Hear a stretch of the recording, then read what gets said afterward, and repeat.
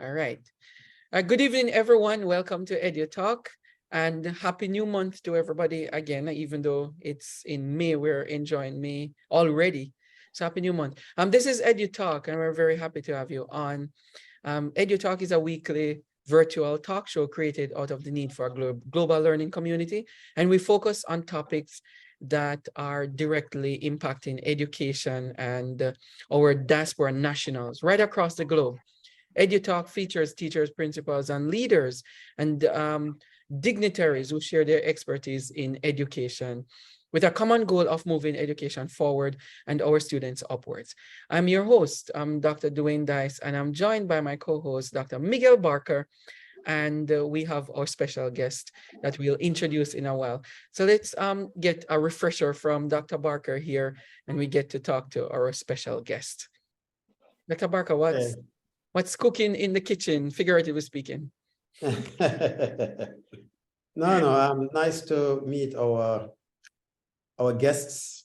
And in the pre-show, as we were discussing, it appears that we are not very far away from each other. So while we might be near, perhaps our viewpoints as we exchange viewpoints might be different or they might be the same, but it just shows you that the power of the internet and its ability to connect people near and far is infinite. So I'm really looking forward to the conversation and hearing another perspective, and hope we all learn. I think that's a powerful piece of this, is that as we converse, we learn from each other. So really looking forward to that. All right. Cool. Welcome to the show and on behalf of the team. All right. So on our show, this is very important for us because we love featuring people who are making waves and doing things. So we have Abigail Thompson and Paulette Ffrench, and they're in England, just like Miguel said a while ago. Abigail Thompson is a special education needs coordinator, and she's also a managing director for the floating classroom. And we're going to talk about that. I love that term, the floating classroom. And Paulette Ffrench is a business owner, and she's also managing director for Betta Lyfe Recruitment Limited. So you're going to hear those terms a lot more in our program as we go through to talk to them about it. And this is the reason why we're on here. So welcome, Abigail and Paulette. Just say a few words about you. I don't know who wants to go first. Maybe Abigail wants to go. Abigail, you can go first. Yes, please. Okay, hello everyone. I'm Abigail Thompson. I've been in education for, well, this year is going to be 20 years actually. Yeah, which is, I didn't realize until a couple of days ago. But my specialist area is special needs. I would say I stumbled up into this role, but then others would say it's my ministry, because straight out of uni, after finishing my degree in forensic science, I just got a job straight away into a school to be a one-to-one for a special needs child, specifically at lunchtime, to help him to cope with his school day. And then from there, I just kept on getting promoted, and then doing my studies. Currently, I'm doing a level 5 in education and training, which will eventually lead me to own my own business in terms of as it relates to SEN, and be able to, give consultations to parents as well as going into schools, just for them to have an idea how to help support special needs children. So that's just in brief. Yeah. What's the name of the university you said you went to? You said straight out of. Sorry? What's the name of the university? Where I'm studying? Where you went to when you said you started helping the students at lunchtime? University of West London. Oh, because I wanted people to understand because they use the abbreviation, so I wanted them to understand where you went to. Because Barker, it sounds like UWI, like UWI in Jamaica. Oh, well, right. In reality, it is a genuine you. It's a genuine you and we. All right, Paulette. Paulette, Yes. what about you? Hi, everyone. Thank you for having me on the show. My name is Paulette Ffrench. I'm from Jamaica. I've been in England for over 20 odd years. I've worked in education, well, with children and families for over 30 odd years. I came here, I studied education and went to university. I worked across the board. I worked in special educational needs, mainstream, private sectors, the NHS. And I decided to set up my own company based on my expertise in across the board mental health, special needs, and obviously working with families. So I specialize in a lot of things, but mainly right now I am hoping to work with families in supporting them with their special needs children and respite services. Hence, me and Abigail trying to focus on Jamaica to kind of start an early intervention program where we could support families with children with autism and other special educational issues. I have my own company. As I said, it's a recruitment company, also training and development. And I work with families as well with supporting their children, special educational needs and behavior. Yeah, so that's what I'm doing currently. Thank you. All right. So now, if Barker will talk to, we have done a lot of special needs awareness in our network in Education Solutions International, and also on this program too. We have had a few people to talk about special needs and how to identify special needs in students from an earlier part of their development. And we noticed that it's not a lot happening in Jamaica based on special needs, especially early intervention, early awareness and intervention or detection and intervention. Yeah. What exactly is the level that you're focusing on in your business? Because I'm thinking you are partnering with Betta Lyfe Recruitment. Is that the partnership between you and Abigail?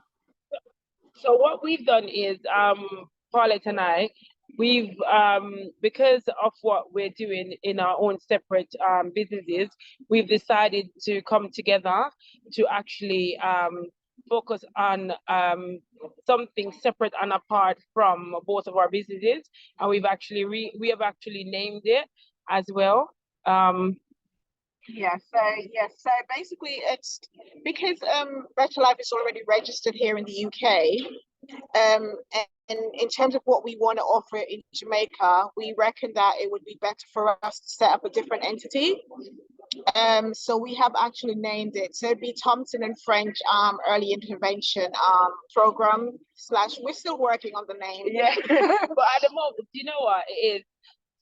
Because it's branching off, it's like an umbrella off of both of us as well. We decided to focus mainly on early years because we believe that that's the foundation as well. And as you rightfully said about early detection and assessments, we don't believe that children are being assessed in the right way. And not only that as well, we believe that it needs to be a part of the training curriculum for teachers as well.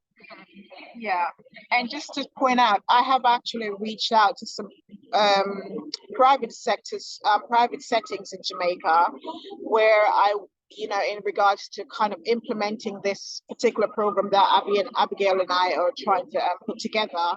And I have gotten good feedback in regards to what we would like to offer, because they're struggling in regards to understanding autism, working with autism, ADHD, and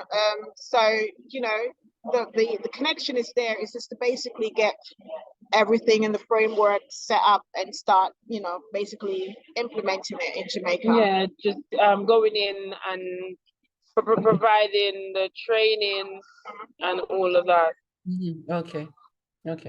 Barker, you have a question for them? Yeah. I know you have something. First of all, I'd like to applaud these lovely ladies for taking this step of branching out and creating businesses. You know, I think one of the areas in which, as a people, we struggle, we are certainly not very strong is understanding the power of having your own business, even while working, but just setting up a business, because that is something you own, and that's something you can invest time in. And at some point where you need to make a transition, the good thing is that you might have something you own to transition in, as against a work that will maybe one day say that position is not needed anymore. And the second level of this, as well, as I continue to extend my just being impressed with what's happening, is the partnership as well. The idea that both of you are working together to create something, you know, that can take the best of what you both offer individually to create something far more powerful. I mean, one of the things that we have heard within the Jamaican community is the lack of these kind of things happening, because people literally spend time thinking too much about trusting each other rather than focusing on building, focusing on tearing down. So for me, that you guys feel strongly enough about this, and then to say that we're going to create something. Now, the area that you're focusing on is one that, as Dice pointed out, is an area that we have done a lot of work in terms of workshops and bringing people together. We've done a number of projects with the Early Childhood Foundation and the Early Childhood Commission, and we've done a lot of work. And if you check it, so it's an area that we feel passionate about. I suppose my question, though, is what's your idealized future? Like, if you achieve the things that right now are your goals, what does that look like when it's working in Jamaica? When you're Thompson and Ffrench consultancy, when you are working, what does that look like? What kind of services would we see being offered, and how would people be impacted through that?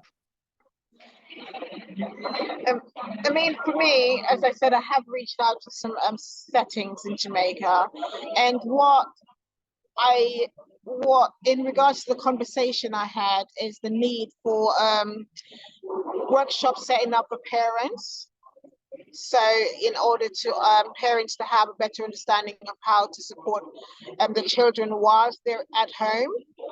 So one of my, I mean, we haven't spoken, Abigail and I haven't really spoken in details about how we're gonna kind of structure it, because this is just a starter up for us. So we have a lot to kind of do in regards to,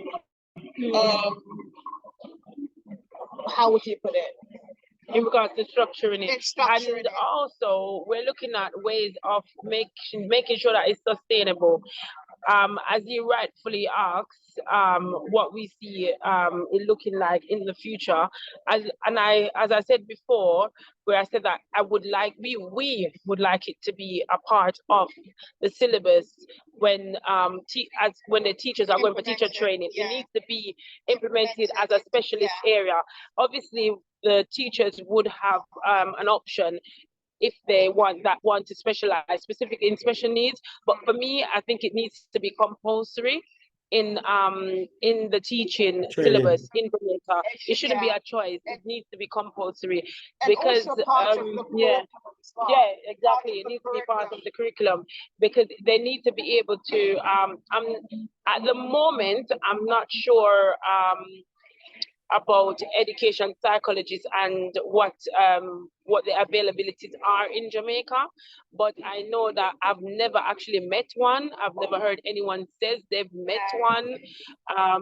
So for us, we need to, in order for it to be sustainable, that's our plan moving forward in the future, for it to be compulsory as part of the syllabus. Because at the end, like for example, I'm going to use myself as an example. Whenever a student starts in my setting, we normally do assessments. We do that over a 6 weeks period, and at the end of that 6 weeks, we're able to tell whether that child has a special needs. We need the teachers in Jamaica needs to have that skill. Yeah, they need to have that skill. And in order for them to have that skill, it needs to be a part of the syllabus, and it needs to be practiced as well. Just to point out, I myself had reached out to the education minister, just sending some emails and see if I long before I met Abigail to kind of see how, you know, I could support the training. And I had received nothing back. And I took it upon myself to go to Jamaica and teach for 3 months in a special school, a charity-based school, but just to kind of get an understanding of the needs for program like this. And as Abby said, there's no psychological, no specialist in regard to special education needs, mental health needs assessment, anything like that when I was there. And this was recent. This was what, like 2021, I went there and I taught in, I don't know if you heard of SOS Village School. Yeah, we know. Yeah, I've taught down there for 3 months just to get an understanding of you know, the needs, because I had this in mind for a long time, and it's just ridiculous. It's, you know, the resources, the understanding of special needs, the understanding, the needs assessment, as Abigail was saying, is so needed. So yeah, So let me ask you another one, because Barker it's a very good question pertaining to consistency and sustainability of the program. And that's where it's getting at. And I want to follow up with that, with a question to that, because Jamaica, just like any other islands in the Caribbean, they tend to look for outside help a lot, and they have very little revenue that you will acquire from that aid that you give in the country. How will you sustain that financial burden if you know, coming from outside, you would have gotten more money if you're putting in money in the training. And I'm thinking that you want compensation from it. So how will that work in terms of your compensation when the needs are great and your return might not be looking so good if you're looking to invest in it? Is it, in other words, is it charitable work, or you have to put some investment in? I would say for me, I would say, I don't know if I'm speaking for Paulette as well, but I would say partly, some parts would have to be charity, whereas other parts, like for example, if we were going into private sectors, that needs to be funded, that they need to pay us. But if we're going into state schools, you know, mainstream schools, as we call it here in the UK, then, you know, we have to go in as a charity, on a charity level, because of the finances. and in regards to that question, is that I mean, I have reached out to some private settings, and I believe that from speaking with one of the principal, they would pay. They would pay definitely, but in regards to, obviously, we wouldn't be just focusing on private settings, because Jamaica on a whole needs that support. So we would look into, because at the present moment, I'm looking into resources to ship down so I can use that as part of, because I know the economy, I know Jamaica, I know how the system is in terms of finance and everything. So, I mean, as I said earlier on, Abby and I were just formulating this plan, and we look into it. Obviously, there's going to be a financial benefit, but obviously there's also going to be a give-in part where we're going to have to look at the charity-based structure as well. Yeah, and also in terms of, I think I mentioned to Dr. Dice about us possibly traveling in September, but obviously that will be self-funded. So that's where we'll be going down to see how we can pilot the whole thing. So at the moment, we're just reaching out to principals and seeing where we can set up meetings and stuff like that. Yeah. No, I think what your vision seems like a very noble vision. As you're talking, I kind of noticed a dilemma in a field like this, and just help me understand a little. I mean, maybe this is something that you understand as well in that sense. This idea that when you get into the public and the private domain, right? The people in the private domain they're willing to accept the idea of their children having learning differences. And because they're also in the private, they're also willing to pay for it, pay for services, and willing to invest even from an institutional level. They're willing to put their money on the table because one, there is an acceptance that kids do have learning differences, and those learning differences need to be assessed and then accommodated and then implemented with skilled people doing it, right? And all that had a number of parts to it because the assessment space is, well, teachers need to be aware. The second space is that the assessors need to be trained, cognitive behavior theorists, therapists, educational psychologists needs to be there. And then having trained personnel in schools that are paid to be in schools to implement those accommodations. That's the last thing, right? So in the private sector, I think my question is the dilemma that, I mean, once you go into the mainstream, you're going to find the barriers that exist, right? Which is one, you agree that this is anything to do anything about. Second part, the balance between the resources. Where do you put it? You know, I mean, we still need exercise book, or do we work with this child who seems to be, and we know I'm from a Jamaican, so I know what those perceptions and all those characterizations are. So I'm just wondering, I suppose my wondering is about how are you finding a way to balance that kind of scenario? Because that's the reality on the ground, right?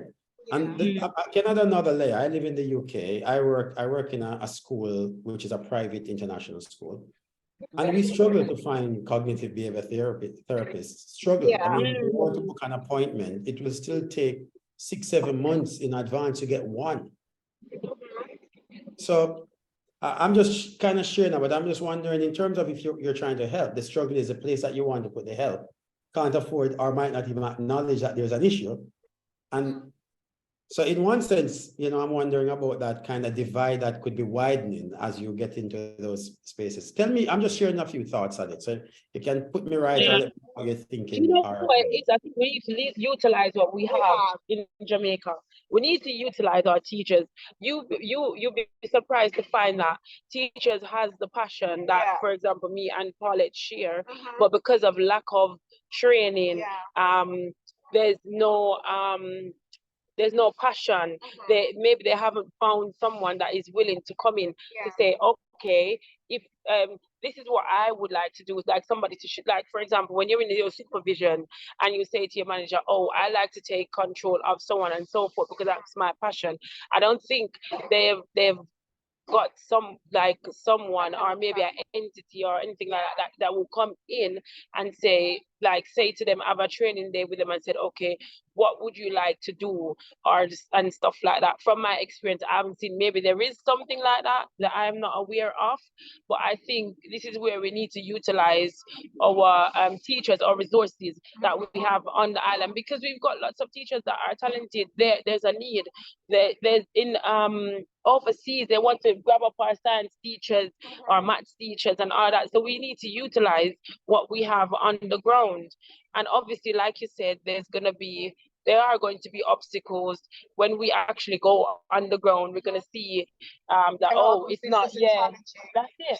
And I think it's lack of knowledge as well. You know, I think in terms of, when I say lack of knowledge, like, and also with the skills, they're not confident enough because they don't see anybody supporting them in that area, or then nobody taking up the initiative to you know, say, okay, this is the need. We're going to call, you know, Mr. Black and Miss Green and say, okay, would you like, I've seen how you dealt with these children. How would you feel if so on and so forth, if we provide you extra training or stuff like that? I think that's what it is. I don't know if you understand where I'm getting at. For me personally, I do understand. And I agree with you as well. For me personally, I have spoken to a lot of teachers in Jamaica. I mean, my grandson is 6 and he goes to a private school, and that's where the idea came from me, for me to kind of bring my expertise into Jamaica, frustration of teachers just not having an understanding of how to support children with this basic behavioral that challenge it in the classroom. And yes, it's from a private setting perspective, but however, the needs are still there in the mainstream schools. How we going to work on that is something that we're going to have to sit down and kind of come together and say, okay, obviously the financial implications and everything, but for me, I'm doing this because I'm passionate. I'm a godly person, and and we are both, you know, so it's just knowing that for me, we go there, trial and error, whatever, we know that we've done something. We try. Yeah, I think that's a powerful mindset. It reminds me of a story. I don't know if you know the story about the starfish, and I'm going to share it now in case you hear it or haven't heard it, but at least our listeners can. Haven't heard it. So if you know anything, in some parts of the world, the starfish, they get washed up onto the shore. And if they stay on the beach, they actually die over time. They just die. And in Jamaica, from time to time, if you walk along the beach, you'll see dead starfish. They just dry, because if they come out of the water, eventually they die, right? And there's this story about a little girl walking along a beach somewhere in the world where normally there's a lot of them on the beach. And she's walking and throwing these starfish, like picking one and two and just throwing them back into the water. And somebody saw her and was like, what's going on here? You know, what are you doing? And she said she is putting back starfish in the water to save their lives, you know? So the person looked at her and said, yeah, but there's like 1 million starfish along the beach. I mean, as you put them in, they're coming back out, so it will have no difference. And she just kind of ignored the person and kept walking and took up one of them, threw it in the water and said, it made a difference to that one. Took another one and threw it in and said, made a difference to that one. And just keep walking and say, it made a difference to that one. So your passion, your story resonates to me in that sense, that the problem is big. But if you can just do what you're doing, at least the places where you can have an impact, you can have that impact. That's it. That's exactly it. That's exactly. And we believe that we can make an impact, you know, even if it's, I mean, in one parish. Because as I said, I have reached out to some schools in Kingston and in St. Anne's. And the head teacher, she's ready for me to come out. That was just me before Abby and I, you know, come together. So now that I have Abby, we're gonna, you know, if we can implement something, change cannot happen if you don't try. Yes. And yeah, so it's very good, very, very good. And you have us as partners too. I'm smiling here, but you know, Miguel, because we partner with so many people right across the globe to offer service in Jamaica, all on different levels, educational levels, to make sure that the teaching and learning is enhanced.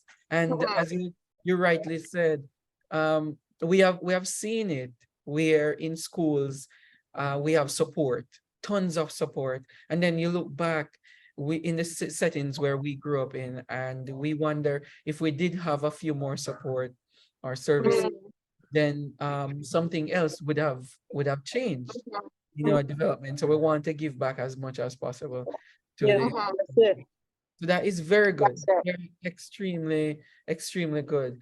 So as we're winding down with our program here, I want to remind viewers of these wonderful ladies here, Abigail Thompson, Paulette Ffrench, and Abigail is the special education needs coordinator and managing director for the Floating Classroom, as well as Paulette Ffrench is the business owner and managing director for Betta Lyfe Recruitment Limited. Can you just, in a very short description, can you talk to us about the Floating Classroom? Okay, so the floating classroom is registered in Jamaica. Oh, wow, cool. Yes, I've registered it in Jamaica. Yes. So the floating classroom, how it came about was that is the same concept, similar concept is I find that children in Jamaica didn't have, like, for example, and it comes down to nannies. Also, we're branching off with our umbrella company.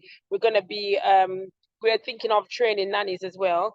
But I just felt like in terms of like respites and having children that's under nanny cares, I want to go into homes to provide that service, because what I found that here, parents were reaching out to me here to provide that service privately. So I said, why don't I take that to Jamaica? Yeah. So that's all the floating classroom came about. And yes, so it's just basically providing service for children with special needs, giving parents respite. The parents could be in the home as well, but I'm taking over. Once I'm taking over, giving the parents, maybe they're working from home, giving them that time away where I take over. And it could be a case where as well, maybe they need the weekend away as well. I can travel with them. Or I was planning on, for me, it's extending as well to recruit other, train and recruit other nannies to be able to do that as well.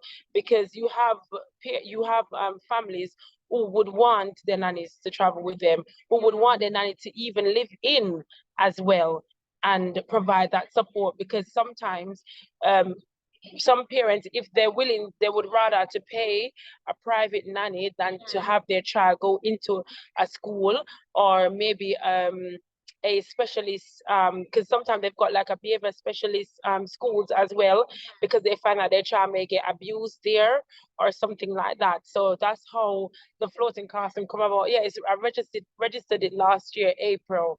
Is it a non-profit? Is it a non-profit or yes, it is. Yes. Oh. Yes, I registered it last year. Yes. It's really cool word. It reminds me of the flip classroom. It reminds me of flip classroom, but this is different from flip classroom. Oh, okay. Flip classroom has to do with technology. Oh, right. Integration. Yeah. Barker, you have any last words?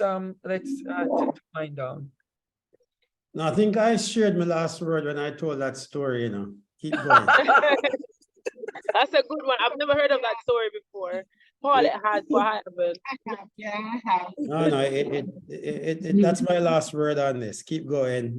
Continue to make a difference. Continue to be an inspiration. Continue to trust in each other, trust in God, and continue to live your purpose. Because at some point in life, we realize life is finite, but our legacy can live on long beyond our time. And that comes in improving ourselves so that we can add value to other people. So you are showing that through your own self-improvement, you're seeking ways in which you are be able to add value to other people. And I think that's remarkable, that is admirable. And I wish you all the best with everything you do. And as Dr. Dice has said, we are partners for anyone who is a partner in building Jamaica. So whenever you need to, just reach out and we'll see what we can do to make things happen. No, this is not the last. Definitely not. We'll be reaching out. If you're looking for schools, we have schools. I know principals of schools that would love to have dynamic people coming in. And so if those are the things you need, just let us know. Yeah. Thank you so much. Thank you. Thank you so much, ladies. And Barker said it all very, very eloquently. You're doing a wonderful job. It shows that you don't let frustration get you down at all. You keep on. So we're going to partner on some of the initiatives that you have, and really, thank you. Right across the island to get people moving in terms of, because we talk about this already with special needs. Why are people not implementing detection, early detection? Intervention is good. So we need to work together to do it all. All right. Thank you so much for coming on, Abigail. And thank you. And I hope viewers, you're listening and watching, and out for some of these initiatives that will pop up in the near Yeah. future. If you want to ask any questions at all, you know where to reach us.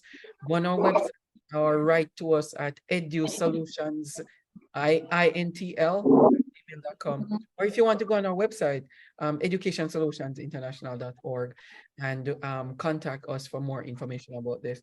And just look in our network for some initiatives coming out with the early detection intervention for special needs. Okay. All right. Thank you, Abby and Paulette. Thank you so much for coming on, and we'll see you soon. Thank you. Thank you. Thank you. Thank you. Have a good day. Thanks for Thanks. having us. Bye. Bye-bye. Viewers, thank you very much for watching. And this has been EduTalk. We will see you next week with another edition. And please enjoy the month of May. Because it's been flying by. Good. Bye-bye. Talk to you soon, everybody. Marcus. Bye-bye. Thanks for coming on. Thank you.